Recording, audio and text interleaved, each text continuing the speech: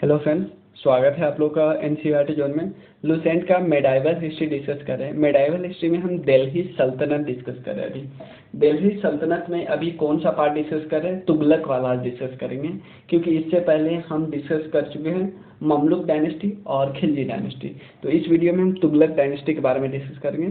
Tughlaq dynasty में को discuss करने से पहले मैं कुछ चीज़ आपको इन्फॉर्मेशन बता दूं कि इसके अलावा लुसेंट की ज्योग्राफी भी आ रही है और पॉलिटी भी आज से आनी स्टार्ट होगी, और उसके अलावा मैं सोच रहा हूँ फिजिक्स भी। बस आप बताओ। और एक और चीज़ आपको सिर्फ ये करना है, आपको अपने दोस्तों में शेयर करना है जिसको ज़रूरत है, बस उसको ही। क्लियर है ना? जिसको लगता है कि ज़रूरत है, क्योंकि आप जो इवन कोई हिंदी मीडियम का भी है, मतलब हिंदी वाले किताब से पढ़ता है, उसको भी बहुत ज़्यादा फ़ायदा करेगा। क्योंकि आप खुद देखो, यूट्यूब पे नहीं है, मतलब मैंने कहीं देखा जो लुसेंट नहीं दिया हुआ है, और इतना फेमस बुक है, होना चाहिए था एक्चुअली। तो चलिए, कोई दिक्कत नहीं है, हम लोग कर लेंगे। चलिए शुरू करते हैं। सबसे पहले मेरा नाम है धीरज, और आप FB, इंस्टा और टेलीग्राम पे जुड़ सकते हो, जो NCERT जोन के नाम से ही है। फिर और व्हाट्सएप टेलीग्राम मुझे भेज सकते हो, टेलीग्राम से कुछ भी भेज सकते हो, इस नाम से आ जाएगा आपको। आप कंट्रीब्यूट भी कर सकते हो। क्लियर? तो सबसे पहले हम दिल्ली सल्तनत की बात करें। दिल्ली सल्तनत की बात करें तो दिल्ली सल्तनत में 5 डायनेस्टी हुई। सबसे पहले ममलुक डायनेस्टी, इन्होंने जैसे जिनको स्लेव डायनेस्टी भी बोलते हैं। उसके बाद खिलजी डायनेस्टी। तुगलक डायनेस्टी जिसके बारे में हम डिस्कस करेंगे वो पीक पे था। इस समय राज बहुत पीक पे था। उसके बाद सैयद के पास हम लोग आए, उसका लोधी डायनेस्टी है। तो अगर हम इस पिक को, पुराने वाले पिक को थोड़ा जूम करें तो ये पिक आपको विकिपीडिया पे मिल जाएगा, और ये पिक थोड़ा इंडिया का गलत दिखाया गया है इसमें। यहाँ पे ये ऐसे है। क्लियर? क्लियर? तो इसमें सिर्फ आपको 2 पार्ट याद रखना है, 2 चीज़, एक दिल्ली और एक दौलताबाद। फिर मैं बताऊंगा इसको क्यों रखना है। दिल्ली इसका मेन कैपिटल था, दौलताबाद इसने शिफ्ट कर लिया था। और आप देख सकते हो पूरे इंडिया पे इसका ऑलमोस्ट कब्जा था, ये जम्मू कश्मीर वाला छोड़ के, और उसके अलावा नॉर्थ ईस्ट वाला छोड़ के, और ये वाला कुछ एरिया को छोड़ के, उड़ीसा झारखंड वगैरह वाला पार्ट छोड़ के, और इधर कुछ केरला वाला पार्ट छोड़ के। क्लियर? तो सबसे पहले डिस्कस करते हैं, सबसे पहले तुगलक डायनेस्टी के बारे में थोड़ा स्टार्ट कैसे हुआ वो डिस्कस कर लेते हैं। सबसे पहले राज करने आता है गयासुद्दीन तुगलक। गयासुद्दीन तुगलक आया कैसे फ्रेम में? ऑब्वियसली आया कैसे? गयासुद्दीन तुगलक क्या था वैसे? एक्चुअली गयासुद्दीन तुगलक जब खिलजी डायनेस्टी राज करे थी तो गयासुद्दीन तुगलक एक गवर्नर था। समझ गए ना? दीपालपुर एक जगह है, वहाँ का गवर्नर था। किसके समय में? खुसरो खान के समय में। खुसरो खान खिलजी डायनेस्टी का लास्ट राजा हुआ करता था। तो दीपालपुर में गयासुद्दीन तुगलक, जिसका नाम गाजी मलिक था एक्चुअली, तो उसने क्या किया? रिवोल्ट कर दिया। खुसरो खान के समय इसने दीपालपुर एक जगह है, वहाँ पे रिवोल्ट कर दिया। रिवोल्ट अगर होगा तो रोकने के लिए राजा आएगा ना, तो जो खुसरो खान गए, लेकिन वहाँ पे खुसरो खान को मार गिरा दिया गया। उसके बाद गाजी मलिक का नाम हो गया गाजी मलिक। उसके बाद अपने आप को उस पदवी पे, राजा के पदवी पे कब्जा कर लिया उन्होंने, दिल्ली को हथिया लिया। ऑब्वियसली दिल्ली तो मेन था ना राज्य। तो खुसरो खान जो कि लास्ट किंग थे खिलजी के, उनको मार गिराया गया गाजी मलिक के द्वारा। गाजी मलिक ने थ्रोन पे कब्जा कर लिया, राजगद्दी पे, और टाइटल एक ले लिया, जिस टाइटल का नाम है गयासुद्दीन तुगलक। एक्चुअली गयासुद्दीन तुगलक या मोहम्मद बिन तुगलक, फिरोज शाह तुगलक, ये सब टाइटल है, नाम नहीं है, ध्यान रखना। तो सेम इनकी मृत्यु हो गई 5 साल बाद, और इन्होंने इनका जो इसके बाद राजगद्दी पे आए इनका बेटा, जिनका नाम था जौना या उलुग खान बोलते हैं। क्लियर? उसने राज पे कब्जा कर लिया, और उसका नाम था मोहम्मद बिन तुगलक। मोहम्मद बिन तुगलक को हम वाइजेस्ट फूल बोल सकते हैं, क्योंकि इनका जो स्टेप था, बोला जाता है कि कुछ नेक्स्ट समय के लिए था, मतलब कि ये बहुत फ्यूचरिस्टिक सोचते थे, लेकिन इसका इम्प्लीमेंटेशन अच्छे से नहीं हुआ। सारी पॉलिसी का इम्प्लीमेंटेशन में प्रॉब्लम है, तो इसके लिए इनके राज्य में इतना बार रिवोल्ट हुआ, आप सोच भी नहीं सकते। 25 साल में ऑलमोस्ट 36 टाइम्स रिवोल्ट होता था इसके राज्य में। इनके समय में ही लगभग इसके 10 साल बाद विजयनगर ने अपने आप को कब्जा कर लिया। उसके साथ बहमानी अंपायर में अंपायर इस्टाब्लिश हो गया, हसन गंगू ने किया, और मदुरई भी इस्टाब्लिश हो गया। तो इसके समय में लोग रिवोल्ट करते गए, क्लियर है ना, और अलग होते गए। तो मोहम्मद बिन तुगलक के बारे में डिस्कस करते हैं। प्रिंस जौना इसका नाम था, जौना, और एक ग्यासुद्दीन तुगलक का बेटा था। इसने 1325 पे कब्जा कर लिया, राजगद्दी पे बैठ गया। अब होता क्या, 5 स्टेप ये करता है। पहला स्टेप है, पहले मैं बता दूं पांचों कौन है, कि दोआब रीजन, जो दोआब रीजन होता है ना, 2 रिवर के बीच वाले इस रीजन को दोआब रीजन होते हैं, क्योंकि ये ज़्यादा प्रोडक्टिव होता है। इसमें इसने सोचा कि यहाँ पे थोड़ा एक्स्ट्रा टैक्सेशन लगाते हैं। पहला स्टेप इन्होंने ये किया। दूसरा, इन्होंने अपने कैपिटल को दिल्ली से दौलताबाद या दौलागिरी देवगिरी पहले उसका नाम था, दौलताबाद तो इन्होंने रखा। तो दौलताबाद अपने कैपिटल को दिल्ली से दौलताबाद ट्रांसफ़र किया, ताकि साउथ इंडिया को अच्छे से हैंडल किया जा सके। उसके बाद इसने टोकन करेंसी को इंट्रोड्यूस किया। टोकन करेंसी का मतलब है कि जैसे अभी वाली हमारी करेंसी है, करेंसी की वैल्यू उतना नहीं होता ना जितना उस पर लिखा होता है, यही होता है टोकन करेंसी। उसके बाद इनका मन था कि हम पूरे वर्ल्ड पे कब्जा करें, इसलिए उस समय का जो इराक वगैरह में राज करता था, वो पर्सिया वगैरह में राज करता था, उसका नाम था खुरासन। इनका मन था, मैं खुरासन पे चढ़ाई कर दूँ, खुरासन वाले एरिया पे चढ़ाई कर दूँ, उसको भी हथवा लूँ, पूरे वर्ल्ड का मैं राजा बन जाऊँगा। तो ये एक गलती थी उनकी। उसके बाद एक था कराचिल एक्सपेडिशन, यहाँ ये भी इनको प्रॉब्लम क्रिएट किया, बारिश हो गई उस समय। तो ये सब डिस्कस करते हैं, क्लियर है। तो सबसे पहला स्टेप जो इनकी गलती थी, ऐसा बोला जाता है कि टैक्सेशन ऑन द्वाब में, क्योंकि इन्होंने सोचा कि यहाँ पे क्या है कि प्रोडक्शन अच्छी होती है, इसलिए थोड़ा ज़्यादा टैक्स लगा देते हैं। एक तो टैक्स लगाए, उसके अलावा कुछ सेस भी लगाए। सेस होता है ना, टैक्स ऑन टैक्स, जिसको हम अबबास बोलते हैं, टैक्स ऑन टैक्स, इन्होंने वो भी लगा दिया। उसके बाद इन्होंने हाउस टैक्स भी लगा दिया, घरी हाउस टैक्स भी लगा दिया। उसके बाद उन्होंने जो चारागाह की लैंड होती है ना, चराही, वहाँ पे भी टैक्स लगा दिया। तो ये सब इतने सारे टैक्स लगाने से हुआ क्या, लोगों के ऊपर बहुत ज़्यादा बर्डन आ गया। कभी कभी किसी साल में खेती अच्छे से नहीं होती थी, तो टैक्स तो इनको देना है, और जो टैक्स अथॉरिटी होते हैं वो लोगों को बहुत हरास करते थे। बहुत लोगों ने ऐसा सोचा कि भाई मेरी ज़मीन से उतनी उपज तो होती नहीं है और मैं बार बार टैक्स दे रहा हूँ, इसलिए हम जंगल भाग गए थे। तो कुछ लोग अपने ज़मीन को छोड़ के जंगल भाग गए। राजा को बहुत बाद में इसके बारे में पता चला, लेकिन तब तक बहुत देर हो चुकी थी। राजा ने अपना जो कदम होना था उठाया, जैसे फ्री किचन को कर देना, उसके बाद एक डिपार्टमेंट एस्टैब्लिश करवाना दीवाने को ही, और भी बहुत स्टेप किया ताकि प्रेजेंट को फायदा हो। लेकिन बहुत देर हो चुकी थी, बहुत लोगों में विद्रोह हो चुका था, क्लियर है ना। उसके बाद इन सब के बावजूद भी कुछ ज़्यादा इनको होता है ना कि एब्सोल्यूट टर्म्स में टैक्स ज़्यादा कलेक्ट होता नहीं था, क्लियर है ना। उसका दूसरा स्टेप इन्होंने किया कि कैपिटल को ट्रांसफ़र कर दिया। जैसे दिल्ली से इन्होंने अपना कैपिटल दौलताबाद कर लिया। दौलताबाद को पहला नाम था देवगिरी। इन्होंने सोचा कि इन्होंने सोचा यार दिल्ली से साउथ इंडिया को हैंडल करना आसान नहीं है, इसलिए क्यों ना हम अपना कैपिटल दौलताबाद कर लेते, ताकि पूरे इंडिया को अच्छे से हैंडल कर सके। इधर पाकिस्तान वाला एरिया जो अभी पाकिस्तान में वो भी था, तो इन्होंने कर लिया।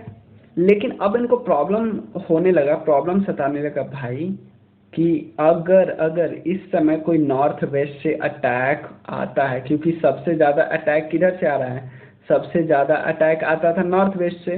तो अगर इस समय नॉर्थ वेस्ट से अटैक आ गया तो हम क्या करेंगे, यहाँ से जाएंगे इतना दूर, मतलब संभालना ही मुश्किल होगा। तब तक वो तो कोई आके दिल्ली पे कब्जा ही कर लेगा, हो गया ना। तो इन्होंने कुछ साल बाद ही सोचा कि दौलताबाद से फिर से हम दिल्ली जाते हैं, दौलताबाद से फिर दिल्ली जाते हैं। ये इनका बहुत बड़ा प्रॉब्लम था, यही हुआ था। Devagiri has been based expansion of Turkish south India इन्होंने किया, और फिर से वो लौट गए। और लौटने में भाई ऑब्वियसली खर्चा वर्चा तो बहुत होता है ना। After couple of year Muhammad bin Tughlaq को लगा कि यार दौलताबाद से हम हैंडल नहीं कर सकते, क्लियर है ना, नॉर्थ इंडिया को हैंडल कर ही नहीं सकते। उसका थर्ड स्टेप इनका था कि हम टोकन करेंसी को इंट्रोड्यूस करते हैं, टोकन करेंसी को। टोकन करेंसी एक्चुअली अभी वाला करेंसी होता है कि इन्होंने ब्राउन्ज कॉइन को ओपन किया, ब्राउन्ज कॉइन को स्टार्ट किया। ब्राउन्ज कॉइन का जो वैल्यू था, जैसे ब्राउन्ज कॉइन का एक टुकड़ा का वैल्यू है, अगर मान लो अभी की बात करते हैं 2 रुपया, लेकिन उस पर लिखवा दिया 5 रुपया। क्योंकि इतना सा सिल्वर के कॉइन का वैल्यू होता है 5 रुपया।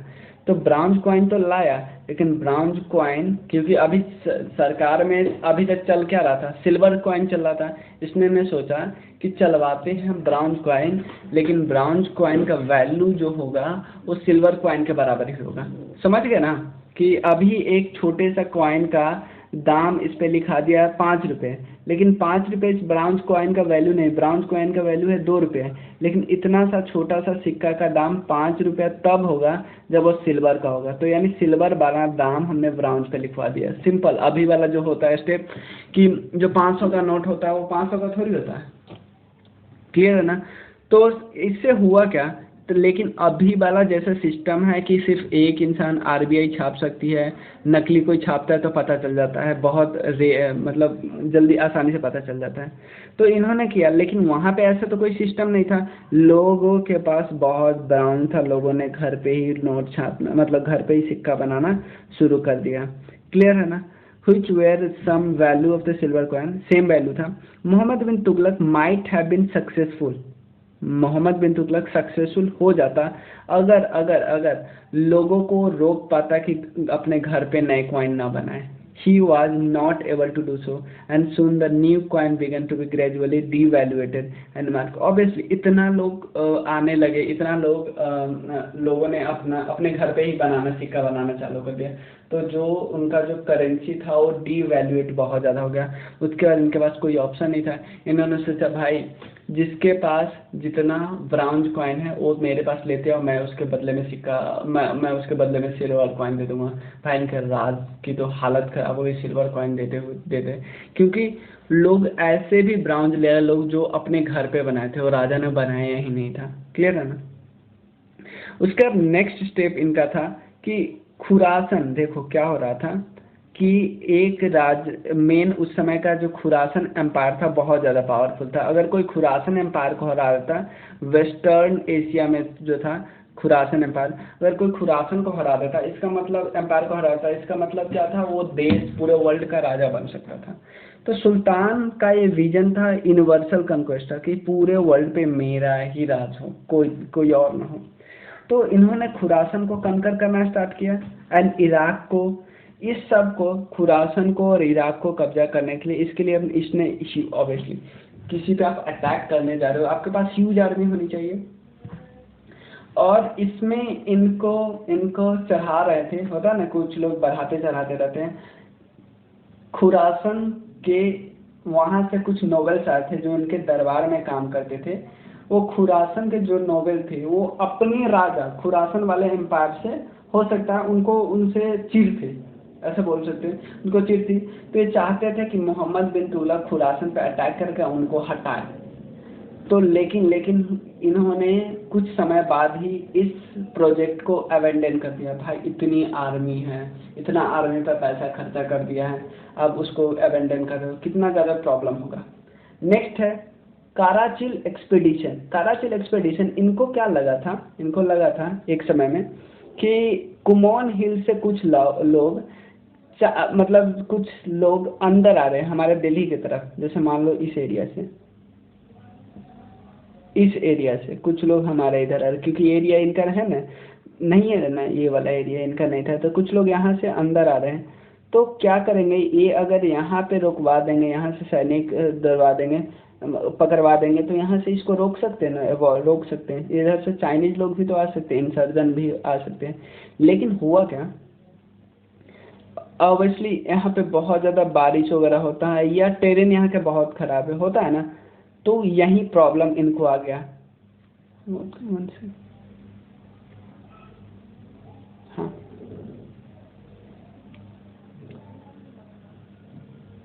देखो the expedition was launch in Kumaon hill in Himalaya. Kumaon hill वहीं पे उत्तराखंड में है। Allegedly to counter Chinese incursion It also appeared the expedition was direct against some refractory tribe in Kumaon Garhwal region with the object to bringing them under Delhi Sultanate.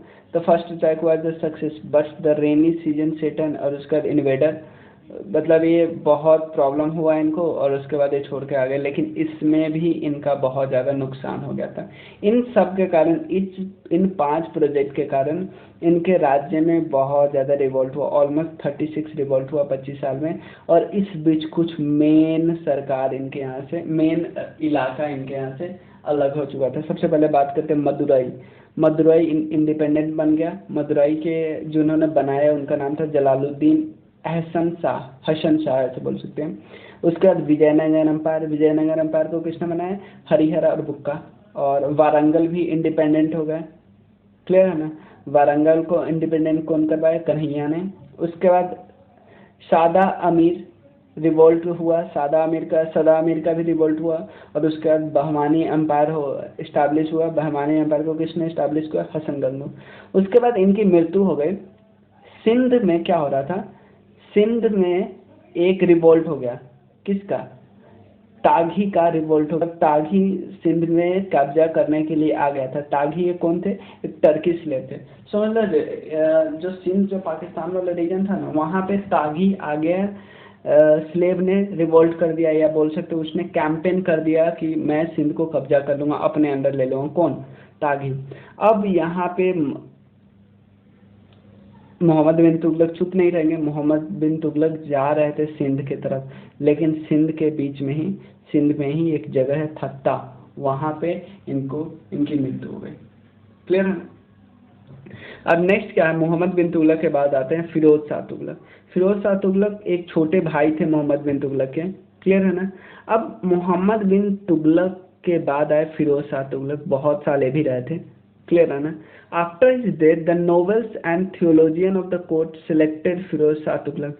भाई जो novels होते हैं, novels का मतलब minister वगैरह जो लोग थे, या थियोलॉजियन का मतलब होता है जो धर्म के ज्ञाता होते हैं, जो अपने धर्म के ज्ञाता जो बोलते हैं ना, धर्म शास्त्र के ज्ञाता, उनके ज्ञाता। तो जो लोग इनको राजा बनाए थे, तो ये राजा के लिए कुछ ना कुछ तो करेंगे ही। तो फिरोज शाह तुगलक इसी के बीच में, इसी में फंस के रह गए। तो यहाँ पे बताया जा रहा है कि आप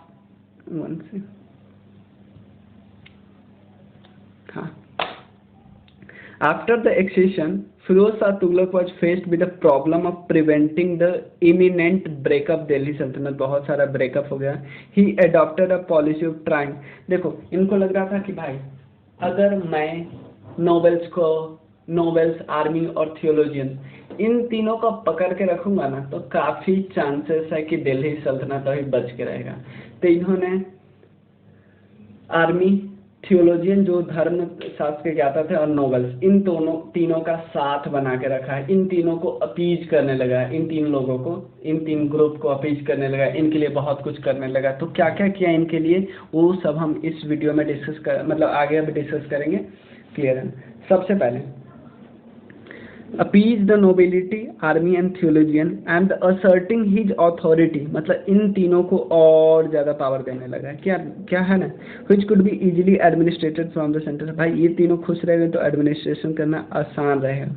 ही therefore made no attempt to reassert his authority, मतलब साउथ इंडिया की तरफ और डेक्कन की तरफ छोड़ ही दिया, नहीं जाते हैं, अलग होने दो, विजयनगर एम्पायर को अलग करने दो, बहमानी को अलग करने दो, हम नहीं जाएंगे छेड़छाड़ का, हमें नॉर्थ इंडिया है वहीं पे रहते हैं। He decree that whenever a novel, देखो अब तीन लोगों के लिए इनको कुछ करना था ना, नोवेल्स, आर्मी और थियोलॉजियन। तो सबसे पहले डिस्कस करते हैं नोवेल्स के लिए क्या क्या किया है। नोवेल्स अगर मरता है ना, तो उसका बेटा सेम पोजीशन पे आ जाएगा। कोई अगर सेक्रेटरी के पोस्ट पे मरा है तो उसका बेटा सेम पोस्ट पे आएगा, क्लियर है ना। इवन इक्ता सिस्टम होता है ना, कोई एरिया लैंड है, अगर उसको आपको टैक्स वहाँ से वसूलना है, क्लियर है ना, तो सेम राजा हमारा, कोई नोवेल्स का बेटा भी यहाँ का हकदार होगा, क्लियर है ना। अगर कोई बेटा नहीं है तो दामाद नहीं है तो कोई स्लेव, यानी जो दास होते थे वो। फिरोज और भी यहाँ पे फिरोज शाह तुगलक की बहुत गलती, आर्मी में भी हेरिडेटरी, मतलब आप यहाँ पे भी हेरिडेटरी ला रहे हो, यहाँ पे भी कैपेबिलिटी नहीं देख रहे हो, हेरिडेटरी लाएगो, यहाँ पे बहुत पोजीशन हो रहा है।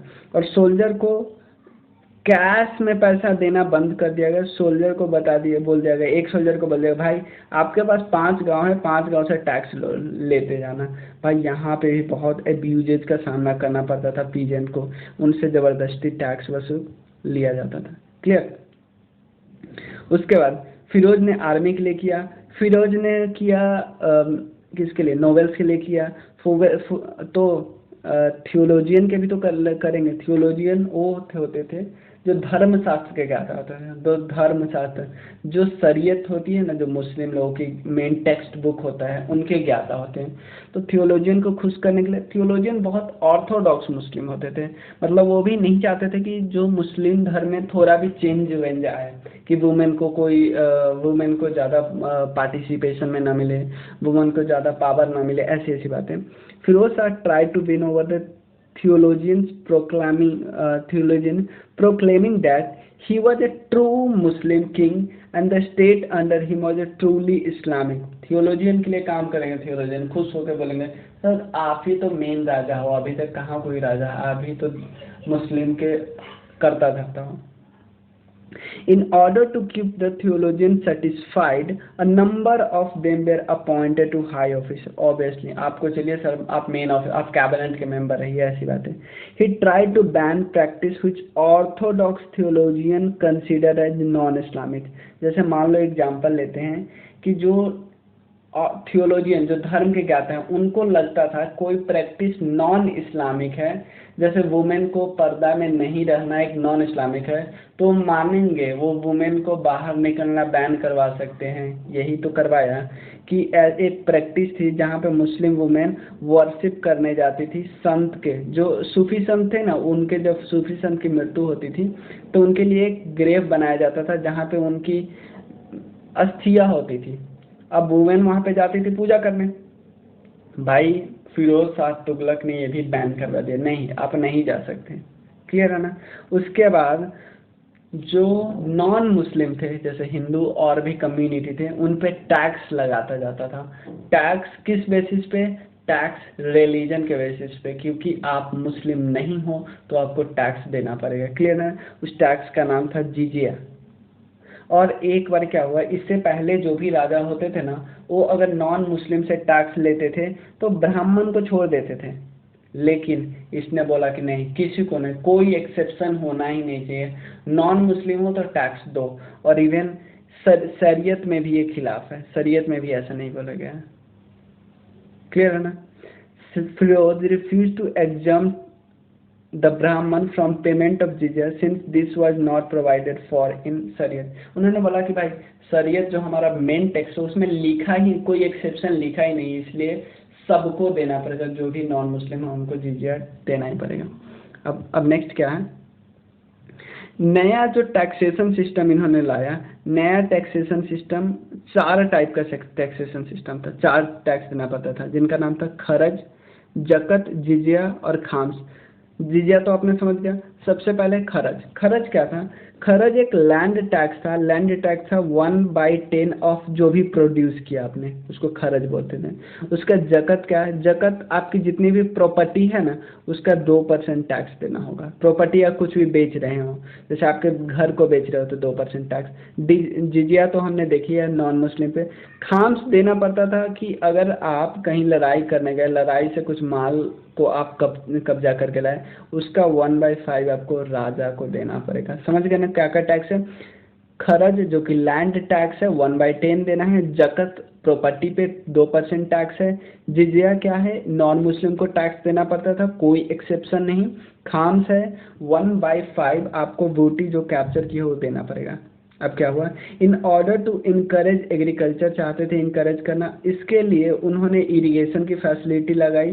तो भाई इरिगेशन करेंगे, अगर मान लो कोई राजा ने कैनाल एस्टैब्लिश कर दिया, कैनाल एस्टैब्लिश कर दिया, टैंक वगैरह एस्टैब्लिश कर दिया, भाई टैक्स तो उस पर टैक्स देना पड़ेगा ना उस पर आपको कैनाल का। तो उस टैक्स का नाम था हके सरब या हासिले सरब, जिसको हम वाटर टैक्स बोलते हैं। He was a great builder. The cities of Fatehabad, Hisar जो कि जौनपुर, फिरोजाबाद, एक कैपिटल, ये सारे सिटी इन्होंने इस्टेब्लिश किया है। 2 पिलर जो अशोका का था, एक था तोपरा में जो कि हरियाणा में है, और एक मेरठ यूपी से, इन्होंने दोनों को लाके दिल्ली में रखवा इस्टेब्लिश करवा ली। उसके बाद दिल्ली में इन्होंने एक हॉस्पिटल इस्टेब्लिश करी, उस हॉस्पिटल को बोलते थे दर उल शिफा। उन्होंने एक नया डिपार्टमेंट ओपन किया, जिस डिपार्टमेंट में जो गरीब घर की लड़कियां हैं उसको शादी करवाते थे, उसका नाम था दीवाने खैरत। खैरत में तो खैरत में दे देना चीज, कोई चीज दान कर देना, ऐसी बातें कुछ चीजें। Another step which Firoz took was both economical and political in nature. He ordered his officials that whenever they attack a place, they should select a handsome and well-born young boys and send them to Sultan as a slave. मतलब ये बहुत ज़्यादा, इतना slave रखते थे अपने पास, इतने slave बहुत ज़्यादा, तो बहुत ज़्यादा पैसा यहाँ पे भी इनका खर्चा होता था। क्लियर है ना? However, his rule was marked by peace and tranquility and the credit goes for, मतलब इनका जो दरबार था बहुत पीस, क्योंकि देखो पीस कब नहीं रहता, जब लोग रिवोल्ट करते हैं। और जिनके पास, बहुत लोग ऐसे थे जिनके पास, क्योंकि ये लोगों के लिए कुछ कुछ करते भी थे, टैक्स देते थे, लेकिन लोगों के लिए कुछ कुछ करते भी थे, बहुत कुछ। नोबल्स इनके साथ थे, आर्मी इनके साथ थी, थियोलॉजियन इनके साथ थे, तो रिवोल्ट होने का चांस बहुत कम था। क्लियर है ना? और इनका जो प्राइम मिनिस्टर थे खाने जहां मकबूल, इनका बहुत इंपॉर्टेंट रोल है कि ये पीस वगैरह इस्टेब्लिश करने में। उसके बाद इनको मृत्यु हो जाती है 1388 में। उसके बाद ये ऑलमोस्ट ख़त्म हो जाता है, तुगलक जैसे ही कमज़ोर होने लगता है फिरोज के डेथ के बाद, क्योंकि फिर फिरोज के डेथ के बाद ऐसे जो लोग नहीं हुए जो आर्मी, थियोलॉजियन और नोबल्स को एक गुट में बांध के रखे सके, इसलिए मालवा, गुजरात और जौनपुर ये सब किंगडम अलग हो गए, तैमूर। इसके बाद जो एक चीज़ ऐसा हुआ ना जो तो एकदम खतरनाक था, तैमूर का इन्वेजन। तैमूर का इन्वेजन हुआ ऑलमोस्ट 1398-99 में। एक टर्किश चीफ थे और क्रूएल कनकरर थे मंगोलिया से, और एक डिसेंडेंट थे चंगेज खान के। और चंगेज खान से बच गए थे कौन, आपको पता होगा, इल्तुतमिश के समय में चंगेज खान अटैक कर सकता था, लेकिन बच गया। क्यों बचा बताओ? Invaded in India in 1398 during the reign of Mohammad Shah Tughlaq. Tughlaq के मतलब मोहम्मद बिन तुगलक नहीं, मोहम्मद शाह तुगलक है, 1398 के आसपास। The later ruler in Tughlaq मतलब हरा दिया ऑलमोस्ट। तो तैमूर की आर्मी लोगों को अटैक करती थी, मारती थी, धन वन लूटती थी। उसके बाद हर जगह से तैमूर रिटर्न हो गया सेंट्रल एशिया से, लेकिन वो अपना एक नॉमिनी जिसका नाम था किर्ज खान, उसको पंजाब पे रूल करने के लिए छोड़ दिया। भाई यही किर्ज खान फिर से आके दिल्ली पे बैठ जाता है, दिल्ली पे अटैक करके दिल्ली पे बैठ जाता है। ये बोलता था कि ये मेरा है, क्योंकि तैमूर ने तो मेरे लिए छोड़ा है। तो उसके बाद किर्ज खान जो डायनेस्टी एस्टैब्लिश करते हैं उनका नाम था सैयद डायनेस्टी। तो नेक्स्ट वीडियो में हम डिस्कस करेंगे सैयद, लोधी। उसके बाद कुछ मंगोलियन इन्वेजन जो पूरे दिल्ली सल्तनत में आए थे कभी भी, इवन इल्तुतमिश के समय, बहराम मसूद या बलबन किसी के समय में आए थे, या मोहम्मद बिन तुगलक के समय में आए थे, सबके बारे में डिस्कस करेंगे। उसके बाद administration and art and culture, ये सब डिस्कस करेंगे। तो चलिए, thank you so much. Clear? और आपको क्या करना है, अपने फ्रेंड्स में शेयर करना है, और आप व्हाट्सएप कर सकते हो, आपको नंबर पता है, आप कंट्रीब्यूट भी कर सकते हो। क्लियर? Thank you.